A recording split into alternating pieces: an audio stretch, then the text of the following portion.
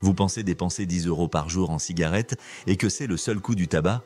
Vous croyez connaître le prix réel de votre addiction en comptant simplement vos paquets? Vous vous dites que l'argent dépensé en cigarettes n'est pas si important comparé à d'autres postes de budget? Aujourd'hui, nous allons révéler le véritable coût financier du tabac sur une vie entière. Et ce que vous allez découvrir va probablement vous choquer plus que tous les arguments santé réunis. Car derrière chaque cigarette se cache une réalité économique terrifiante que l'industrie du tabac préfère garder secrète. Un fumeur français moyen dépense environ 3 600 € par an en cigarettes, soit 10 € par jour pour un paquet quotidien. Cette somme paraît déjà conséquente, mais elle ne représente que la partie visible de l'iceberg financier.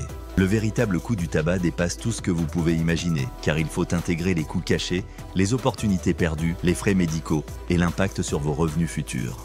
Préparez-vous à découvrir des chiffres qui vont bouleverser votre vision de cette petite dépense quotidienne. Commençons par le calcul de base sur une vie de fumeur. Si vous fumez un paquet par jour à 10 € pendant 40 ans, vous dépenserez 144 000 € uniquement en cigarettes. 144 000 €, c'est le prix d'un appartement, d'une maison dans certaines régions ou de 4 voitures neuves. Mais attendez, car nous n'avons pas encore intégré l'inflation ni les augmentations de prix.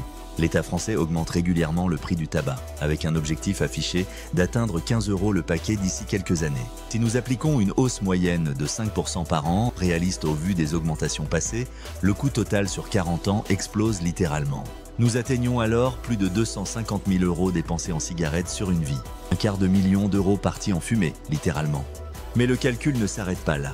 Intégrons maintenant le coût d'opportunité, ce concept économique fondamental que peu de gens maîtrisent.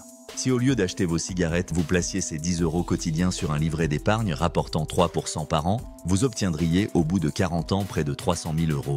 Si vous les investissiez en bourse avec un rendement moyen de 6%, vous dépasseriez les 600 000 €. Si cette révélation vous interpelle autant que moi, n'hésitez pas à vous abonner à la chaîne et à activer la cloche de notification, car nous explorons régulièrement les vérités économiques cachées qui impactent directement votre portefeuille.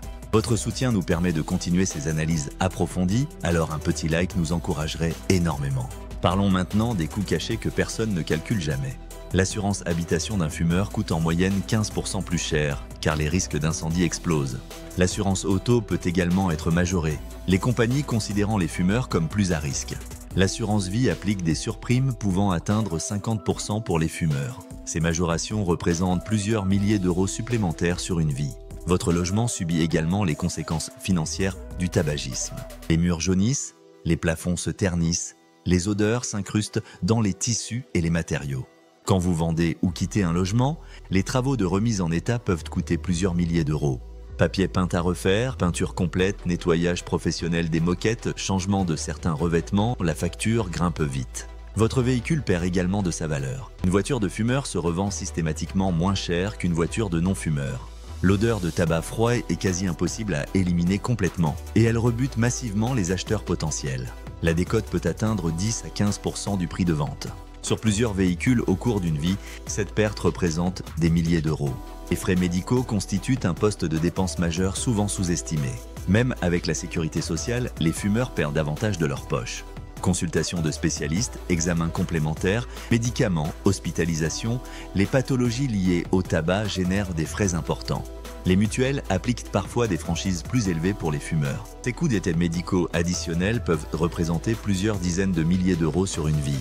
L'impact sur votre carrière professionnelle mérite également d'être chiffré. Les fumeurs prennent en moyenne 8 pauses cigarettes par jour, représentant 1 heure et demie de temps de travail perdu quotidiennement. Sur une année, cela équivaut à près de 40 jours ouvrables. Cette productivité réduite peut impacter vos évolutions de carrière, vos augmentations et vos opportunités professionnelles. Les arrêts et maladies plus fréquents chez les fumeurs réduisent également vos revenus. Bronchite à répétition, infections respiratoires, fatigue chronique, les fumeurs s'absentent statistiquement plus souvent. Ces absences peuvent affecter votre image professionnelle et limiter vos perspectives d'évolution. Certaines entreprises commencent même à factoriser le tabagisme dans leur recrutement. Calculons maintenant l'impact sur votre espérance de vie active. Les fumeurs vivent en moyenne 10 ans de moins que les non-fumeurs, mais surtout, ils perdent 15 à 20 années de vie en bonne santé. Ces années de productivité perdues représentent un manque à gagner colossal. Si vous gagnez 3 000 € par mois, 10 années perdues, équivalent à 360 000 € de revenus non perçus. L'impact sur votre retraite amplifie encore ces pertes. Moins d'années de cotisation, retraite écourtée par une mort prématurée, années de dépendance plus précoce, le tabac détruit littéralement votre projet de retraite. Sans compter que les fumeurs nécessitent souvent des soins coûteux en fin de vie, grevant l'héritage qu'ils comptaient laisser à leurs enfants. Regardons maintenant ce que représentent réellement ces sommes dans votre quotidien. 3 600 € par an, c'est un voyage en famille par an, 2 semaines de vacances au sport d'hiver, l'inscription de vos enfants dans des activités extrascolaires ou l'épargne pour leurs études supérieures. Chaque paquet de cigarettes, c'est un restaurant pour deux, une place de cinéma ou un livre pour enrichir votre culture. Pour les jeunes, l'impact est encore plus dramatique. Commencer à fumer à 18 ans et arrêter à 60 ans représente plus de 300 000 € dépensés. Cette somme permettrait d'acheter un appartement, de constituer un apport immobilier conséquent ou de financer intégralement les études supérieures de 2 enfants. Chaque cigarette de jeunesse hypothèque littéralement l'avenir financier. Analysons les faits sur l'endettement familial. Beaucoup de fumeurs s'endettent sans réaliser que leur addiction plombe leur budget. Découverts bancaires, crédits à la consommation, report de projets familiaux, le tabac crée un cercle vicieux d'appauvrissement. Les familles de fumeurs ont statistiquement moins d'épargne, plus de difficultés financières et moins de capacité d'investissement. L'impact transgénérationnel mérite également réflexion. L'argent dépensé en cigarettes ne sera pas transmis aux enfants, ne financera pas leurs études, ne les aidera pas à s'installer dans la vie. Le tabac appauvrit durablement les familles, créant un handicap financier qui se transmet de génération en génération. C'est un héritage négatif légué à sa descendance. Comparons avec d'autres plaisirs de la vie. Pour le prix d'un paquet quotidien, vous pourriez vous offrir un abonnement premium Netflix, Spotify et une salle de sport. Ou encore financer un hobby enrichissant, des cours de langue ou des formations professionnelles. Le rapport coût-bénéfice du tabac est catastrophique comparé à ces alternatives.